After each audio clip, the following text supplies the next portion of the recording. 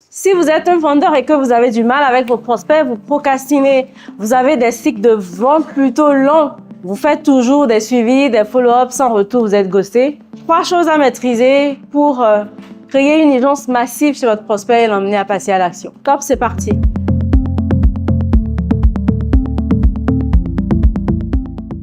Trois choses à maîtriser pour aller créer en fait une urgence massive chez le prospect, au lieu de continuer à courir après eux. Et pour être franc avec vous, ça ne fonctionnera que par téléphone. Par email, par message, vous n'arrivez pas à agir sur leurs émotions. Ils vont parfois même pas le lire, votre test, ou ils le liront et ça ne leur dira absolument rien. Vous allez être ghosté. Donc, lorsque vous avez fait des relances 1, 2, 3, 4 fois maximum par message, email, vous prenez votre téléphone. Vous appelez le prospect. Ça, ce n'est plus une affaire de mail. Vous jouez le tout pour le tout. Ça va se passer au téléphone et la tonalité va jouer. Je ne sais pas si vous me comprenez là. Vous avez fait déjà des relances 1, 2, 3. Il y a les messages SMS et autres, ça ne fonctionnera plus. Il faut prendre son téléphone maintenant. Et la première chose à faire, c'est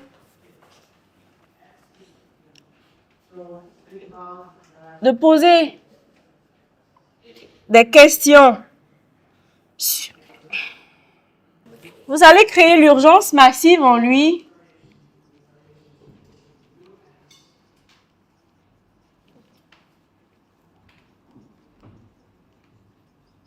En lui posant des questions sur son inaction.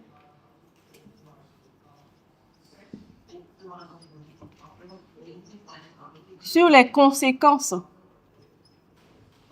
de son inaction. Maintenant, ici, la tonalité est très importante parce que il ne doit pas se dire, elle vient juste chercher sa vente, elle est venue faire du pushing, là, elle veut me mettre la pression. Dans la tonalité, il doit sentir l'inquiétude. C'est de l'inquiétude, l'empathie. Et même pourquoi pas le challenge?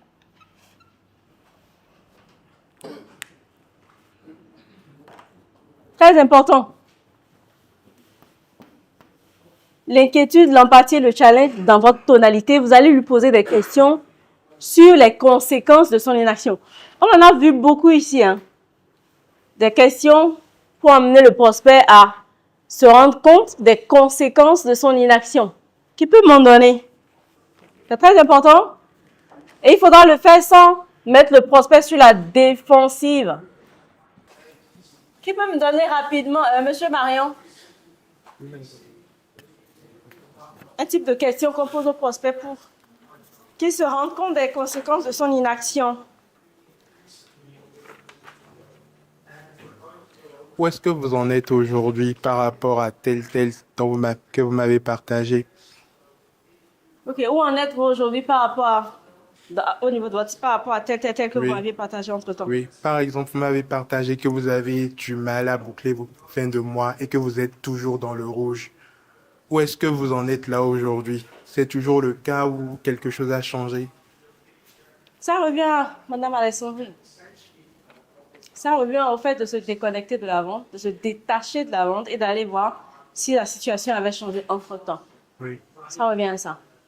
C'est vrai, mais ça revient à ce que Madame Alessandrine fait, qui est déjà très bien. Mais aujourd'hui, il faut être différent. Qui d'autre? Donc, toutes les questions pour amener le prospect à se rendre compte des conséquences de son inaction qu'on a partagées ici, personne ne s'en rappelle. Si vous ne les connaissez pas, vous n'allez pas pouvoir les utiliser. Si vous ne les utilisez pas, vous allez avoir pas mal de prospects dans votre liste de ghosts.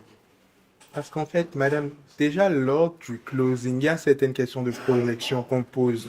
De projection. Oui. Attention, c'est deux choses différentes. Certaines questions d'impact négatif. Si vous ne faites rien là tout de suite, Ou encore, est-ce que vous voyez vivre cette situation pendant les 3 prochains mois ou encore pendant les 3 prochaines semaines? Vu qu'on a déjà posé des Là, questions, vous amplifiez la douleur, en fait. voilà. OK? Vu qu'on a déjà posé ce genre de questions, je ne vois pas vraiment quel type de questions on peut encore lui poser sans avoir à se répéter par rapport à l'amplification. À votre avis, c'est que vous sentez que vous répétez parce que vous aviez déjà posé des questions lors du similaire. Du follow-up. La question que tu avais posée pour l'impact négatif, là, ça n'a rien à voir. Là, maintenant, tu vas juste utiliser la réponse qu'il t'avait donnée pour sortir les conséquences de l'inaction. Donc, si je dois donner un exemple, si tu lui avais demandé qu'est-ce qui va se passer les 3 prochains mois si rien ne change, et il t'a donné la réponse, et cette réponse-là, tu vas utiliser maintenant dans l'appel de follow-up. Vous m'avez dit la dernière fois qu'on a discuté que si vous ne faites rien, les 3 prochains mois, ce sera, excusez-moi, la merde. Donc là, maintenant, on a discuté il y a un mois, et vous n'avez toujours rien fait. Qu'est-ce que vous pensez qui va se passer dans les 2 prochains mois si vous ne faites rien? Là, tu as posé une question pour les conséquences du coup de l'inaction. Est-ce qu'on peut applaudir, s'il vous plaît? C'est déjà pas mal et j'espère que vous avez vraiment entendu ce qu'il a dit. Sinon, il peut se répéter, hein. Vous pouvez répéter, s'il vous plaît. Je pense que c'est passé comme si vous n'aviez rien dit. Un peu plus fort et... Parce que je connais mes agents, hein. Levez-vous et répétez comme si vous n'aviez rien dit. Parce que je sais que si je prends 2-3 personnes, il ne faut pas pouvoir répéter ce que vous avez dit. Alors, Monsieur Prosper, vous m'avez dit la dernière fois que nous avons discuté que si vous ne faites rien dans les 3 prochains mois, ce sera compliqué pour vous, professionnellement comme personnellement. Mais là, on a discuté il y a un mois, vous n'êtes toujours pas passé à l'action. Dans 2 mois, qu'est-ce qui va se passer? Là, on a posé la question. Là, on ne parle pas à sa place, c'est lui qui va parler. Et il va se vendre l'offre facilement. Donc, ça, c'est déjà pas mal. On parle bien des prospects qui vous ghostent, hein, que vous avez relancé déjà 1, 2, 3 par SMS et messages, et ça fonctionne pas. Là, vous prenez votre téléphone et vous allez aller jouer sur son émotionnel en utilisant les questions de conséquences de son inaction. Et c'est 3 étapes, 3 manières de le faire. Soit vous créez l'urgence passive en lui posant juste des questions sur son inaction et en lui rappelant, comme M. Evral vient de le faire, ce qu'il vous avait dit auparavant. Vous choisissez les conséquences les plus poignantes pour lui. Si par exemple c'est un salarié qui était trop endetté ou surendetté même, d'accord, qui a les huissiers qui sont derrière lui, il risque même de perdre sa maison. Vous avez pu vraiment l'emmener à s'ouvrir à vous, il vous a vraiment sorti cette difficulté. Est-ce que vous êtes en train de me dire que vous êtes prêt à subir cette situation, même si vous pouviez l'éviter? Il y a différentes manières de le dire, hein, parce que il faut pas le mettre sur la défensive. Donc, Monsieur le Prosper, la dernière fois, on a eu un échange. Déjà, même, Monsieur le Prosper, est-ce que je peux vous poser une question? D'accord? Vous pouvez me répondre plus tard, hein, pas tout de suite, je ne vous mets pas la pression, vous pouvez me répondre plus tard. Et si vous répondez oui, très bien.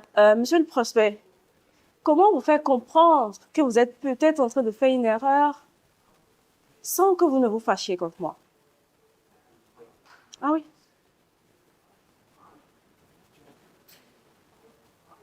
Monsieur le Prosper, est-ce que je peux vous poser une question? Il vous dira oui. Vous pouvez bien ne pas me répondre maintenant, hein. Vous pouvez prendre votre temps. Là, on parle d'un prospect qui vous a ghosté 2-3 fois par message. Comment est-ce que je peux vous faire comprendre que vous êtes peut-être en train de faire une erreur sans que vous ne vous fâchiez contre moi? Lorsqu'il y aura la tonalité de l'inquiétude, de l'empathie, il va vous dire, mais non, pourquoi? Je ne vais pas me fâcher, allez-y. Il sera plutôt intrigué d'aller entendre cette question-là. Ou pourquoi vous le dites, en fait. La troisième façon, c'est d'emmener le prospect à se défendre en apportant les raisons pour lesquelles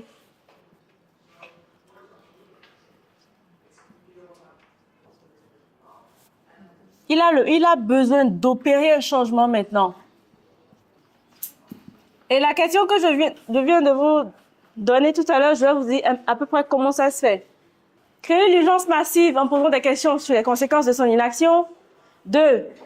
Utiliser des questions de conséquences pour construire l'urgence en semant le doute dans la tête du prospect. Excusez-moi, monsieur le prospect, mais je veux vous poser une question. Est-ce que je peux?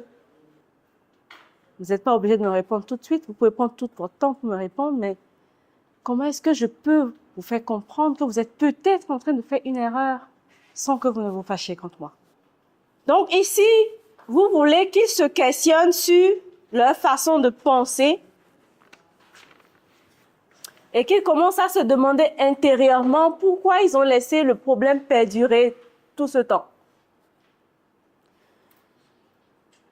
Mais monsieur le prospect, la dernière fois qu'on a discuté, vous m'aviez dit que c'était maintenant qu'il fallait le faire. Est-ce qu'il y aurait eu est-ce qu'il y aurait eu un changement? À votre avis, pourquoi vous devriez le faire maintenant?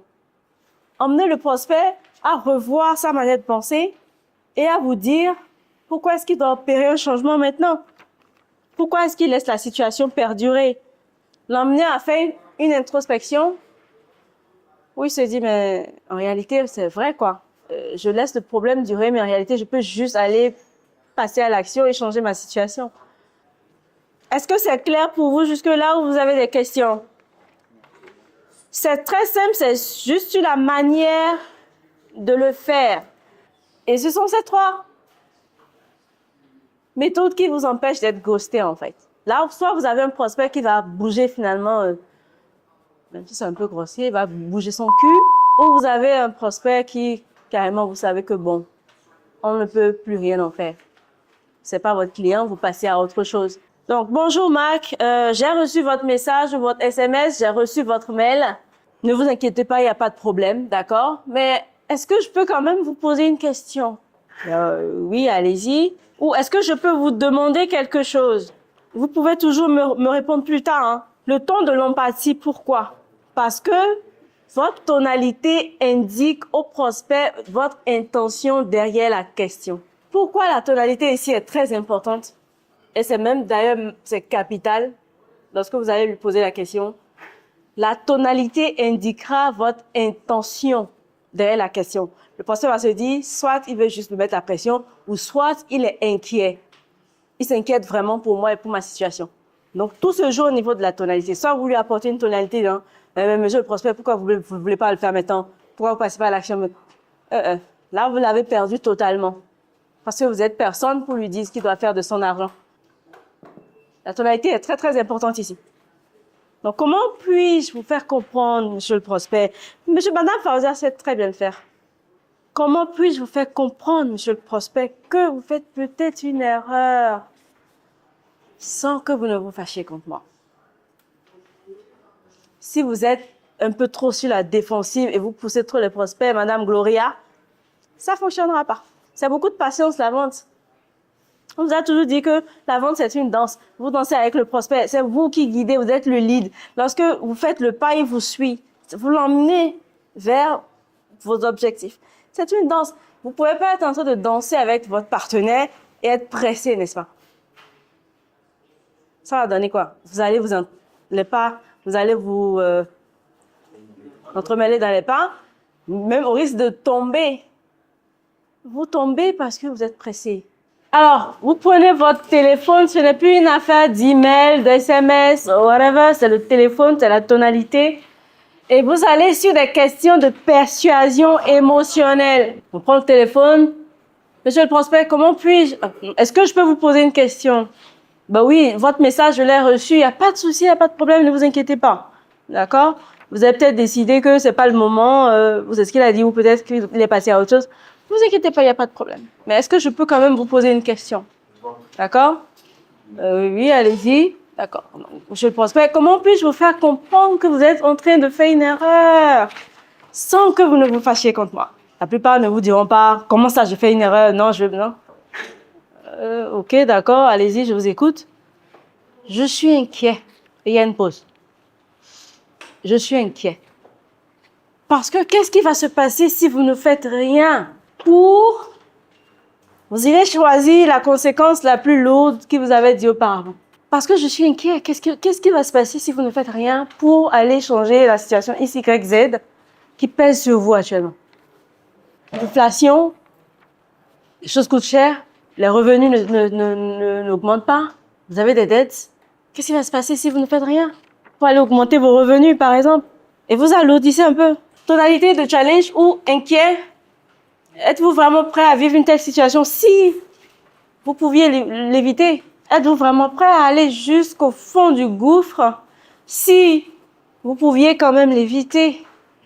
Il a deux choix, n'est-ce pas? Soit il choisit de sombrer, soit il choisit de sortir sa tête de l'eau. Bon, êtes-vous quand même prêt à vivre une telle situation? Ça, c'est de la curiosité. Hein. Êtes-vous quand même prêt à vivre une telle situation? Si vous pouvez quand même l'éviter. Donc, lors de notre échange, vous m'aviez eu l'air motivé. Alors, dites-moi, Monsieur le Prospère, pour vous, pourquoi c'est si important de le faire maintenant? Et là, il doit vous l'emmener à se défendre, à trouver les raisons pour lesquelles il doit le faire maintenant. Et lorsqu'il le dit maintenant, il sort les raisons, vous dites, OK, alors pourquoi le remettre à plus tard, comme le fait la plupart des gens qui mettent leur vie sur une pause ou leur rêve sur une pause. Et en le disant aussi, pourquoi c'est si important, le si est très important ici. Ce mot-là, il ne faut pas l'omettre. Pourquoi c'est si important? Après lui avoir fait comprendre ou lui avoir demandé s'il est prêt à vivre une telle situation, s'il pouvait l'éviter, pourquoi c'est si important pour vous maintenant? Le si là, c'est très important. Il ne faut pas l'émettre. Il ne faut surtout pas l'émettre. Parce que vous emmenez le prospect à se qualifier lui-même. Le si. Vous emmenez le prospect à se qualifier lui-même. Et dans le jargon de la vente, ça s'appelle, vous ramenez le prospect dans le cadre de l'identité. Son identité d'acheteur, en fait. Pourquoi c'est si important pour lui? Vous l'emmenez ici à se qualifier lui-même et à re-rentrer dans le cadre de l'identité d'acheteur et non de l'identité d'un ghoster. Et dans tous les cas, ça vous empêchera d'autres objections. Ça empêche à d'autres objections de venir. Il va voir, bon, ok, d'accord. Qu'est-ce qu'on fait maintenant? Envoyez-moi l'offre. Mais si vous ne faites pas ce travail-là et vous envoyez juste des tests et des emails à un prospect qui vous ghost depuis un certain moment, vous perdez la vente. Et vous perdez la vente pourquoi? Pas parce que le prospect ne veut pas ne veut pas la solution. Mais juste parce que vous ne l'avez pas amené à voir les choses clairement. Juste parce que vous n'avez pas fait le travail, vous n'avez pas fait le job. Donc le scarcity, non. Ça fonctionne plus parce que c'est déjà vu. On vous prend pour un commercial. La deuxième méthode, c'est pas mal, mais c'est plus si efficace.